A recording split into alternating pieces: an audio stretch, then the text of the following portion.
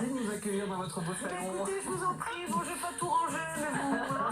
C'est très bien, on est ravis de vous avoir sur le plateau. C'est un vrai plaisir. Alors, on va parler de Born in 90. C'est le concert événement qui aura lieu à Paris le 21 décembre prochain, donc à l'Accor Hotel Arena, dans le 12e arrondissement. Mais forcément, là, on réécoute Tu m'oublieras, ça nous rappelle des souvenirs d'adolescence, voilà, les petites booms et tout. Ce clip, enfin ce tube, quand vous l'avez sorti, vous aviez à peine 19 ans, vous étiez toute jeune. Quel souvenir, vous, jeune parisienne, vous en avez de cette époque-là? De très bons souvenirs. Déjà, c'était une autre époque. Le climat était un peu plus doux, on va dire. Hein. C'était incroyable. Je ne m'y attendais pas du tout. En plus, j'étais pas du tout préparée à ça. J'étais toute jeune. J'ai enregistré ça, j'avais 18 ans. C'est sorti, j'avais 19 ans. J'aimais pas ce titre. C'est vrai? Ouais, ça a été très mal reçu en plus de la part des gens du métier, des maisons de disques, des médias. Et voilà, et pas du public. Bon alors aujourd'hui justement, est-ce qu'on continue d'en parler? Oui, évidemment, c'est oui, et justement vous faites encore des scènes et le public vous attend justement pour ce titre évidemment qui date de 98. Vous en avez pas ras-le-bol quand vous parle toujours? Non, hein, justement. Vraiment pas. Et c'est vrai, c'est pas des magots, c'est vraiment sincère. J'ai un truc parce que c'est mon lien avec les gens. De toute façon, il n'y a qu'à regarder les images à chaque fois, n'importe où, que ce soit sur une grande scène ou sur une petite scène ou chez des amis ou peu importe. Ça me remplit de joie, de plaisir. Je fais quand même un métier fabuleux, quoi. Le monde tourne mal en ce moment et moi j'ai la chance de pouvoir évacuer tout ça en chantant, en donnant du bonheur aux gens, les voyant sourire. Donc non, tu m'oublieras, c'est moi, c'est ma vie, non, je suis très fière. Alors vous l'évoquiez en introduction, hein, c'était une époque plus douce, c'est ça qui fait qu'on a cette nostalgie des années 90 et qui fait que voilà, ces concerts comme Born in 90 viennent et remplissent des salles, parce que là quand même c'est à l'Accor Hotel Arena, hein, c'est une petite salle, et remplissent comme ça des salles entières parce que voilà, il y a quelque chose qui évoque, je sais pas, une époque et qui donne envie à ces trentenaires, quarantenaires de revenir sur scène, voir des stars de l'époque. C'est ça, il y a une nostalgie, les gens vivaient mieux, il y avait moins de divisions, il y avait moins de problématiques, il y avait moins de pollution dans tous les sens du terme. Voilà. On avait l'esprit moins pollué, on était plus léger, encore une fois, on était moins divisés aussi, et la musique rassemblait énormément les gens. On continue encore, et c'est pour ça qu'il faut les gens ont cette... la seule bouffée d'oxygène qui reste aujourd'hui, c'est l'espace culturel, donc que ce soit les chanteurs, les artistes, ceux qui exposent, les peintres, les sculpteurs, les acteurs, le cinéma, le théâtre. C'est tout ce qui reste aujourd'hui aux gens pour respirer un petit peu, et ça fait du bien. Et c'est vrai qu'en 90, dans les années 90, il n'y avait pas les réseaux sociaux, il n'y avait pas tout ça. Donc il y avait une espèce de mystère autour de nous, et quand on nous voyait, c'était un événement incroyable. Et donc les gens gardent ce souvenir, leur adolescence, quoi. Et est-ce qu'on va pas y revenir? Parce que justement, alors ce genre de tournée, il y en a beaucoup, mais là c'est Bercy, on rigole pas, dans le 12e arrondissement le 21 décembre, et puis une tournée dans toute la France qui commence dans quelques jours. Est-ce que vous n'avez pas l'impression, vous qui avez toujours côtoyé votre public, hein, finalement, que ce public il va se dire, tiens, abandonnons Instagram, abandonnons Facebook, Twitter, etc. Et on retourne vraiment à ce qui s'est passé il y a encore quelques années, à l'essentiel. Est-ce que c'est le sentiment que vous avez auprès de votre public? Je pense que oui. Je pense que les gens, de toute façon, on les ramène à des bons souvenirs, on les ramène à leur adolescence, on les ramène à tout ça, à leur insouciance, à l'école. Quand on allait à l'école, on était les plus malheureux. Hein. C'est horrible d'aller à l'école, et aujourd'hui c'est horrible d'aller travailler. Donc c'est ça en fait. Et puis vous parlez du 12e arrondissement, et ça me tient à cœur parce que je suis née à Paris. Voilà, donc c'est chez moi. C'est chez vous. Un concert à domicile dans lequel vous allez inviter plein de potes, hein, parce que dans cette tournée, dans ce concert notamment, il y a par exemple des stars de cette époque, là, Menelik, Zouk Machine, Alan Théo, tous les boys bands qu'on aimait, Worlds Apart, etc.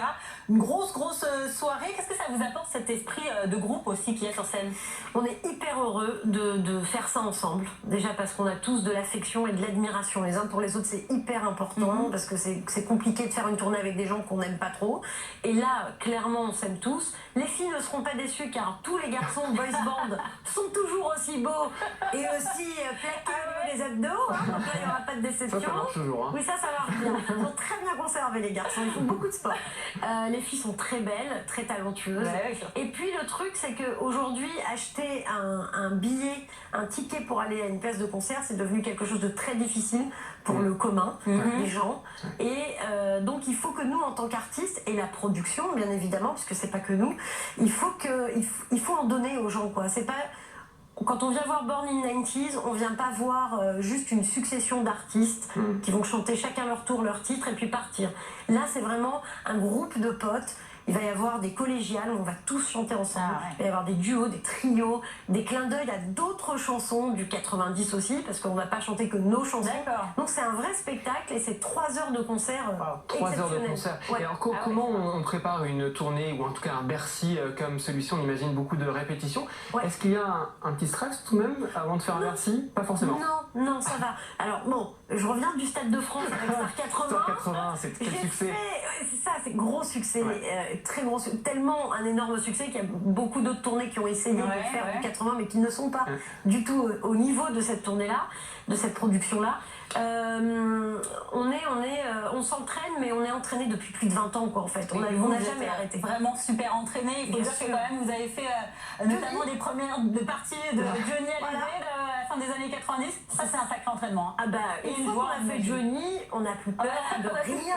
C'est ça quand j'ai fait le Stade de France au mois de mai avec Star 80, tout le monde me disait mais t'as pas peur, tu vas faire le Stade de France? Les enfants, j'ai fait Johnny à 20 ans.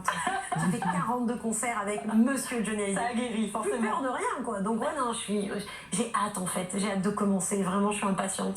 Est-ce que vous avez conscience de cette popularité aujourd'hui? On va dire à nos téléspectateurs l'atmosphère qu'il y a ici à la Tis Campus depuis cet après-midi, parce que évidemment on a annoncé que vous étiez parmi nous ce soir, et donc que ce soit à l'accueil, chez les techniciens, que ce soit dans notre rédaction, nos chefs qui nous disent ah ouais, la Rousseau, c'est ce soir que ça se passe en fait, ici sur BFM Paris. Est-ce que vous avez conscience très sérieusement de cette popularité que vous avez en 2018 ou en 2019? Ça me fait bizarre. Je pense que il y a un temps pour tout. Je pense que moi, je suis arrivée très jeune, donc j'avais 20 ans, enfin 19 ans. Et à 19 ans, voilà, c'était la tendance La Rousseau. À 30 ans, quand on parlait de La Rousseau, on adorait dire ce truc, oh c'est à l'ancienne, oh c'est bon, c'était il y a 10 ans. Mais par contre, 20 ans après, ça devient, c'est classe quoi, ça le fait, on adore et puis on n'a pas honte de dire qu'on a aimé cette chanson, ou moi, peu importe, ou mes autres copains, mais je vais parler pour ma pomme, c'est hyper flatteur. C'est hyper flatteur, je sais pas ce que ça va avec les 40 ans que j'ai eu la semaine dernière. C'était un bon anniversaire. Bon anniversaire, c'est pour ça. Je le dis partout où je vais.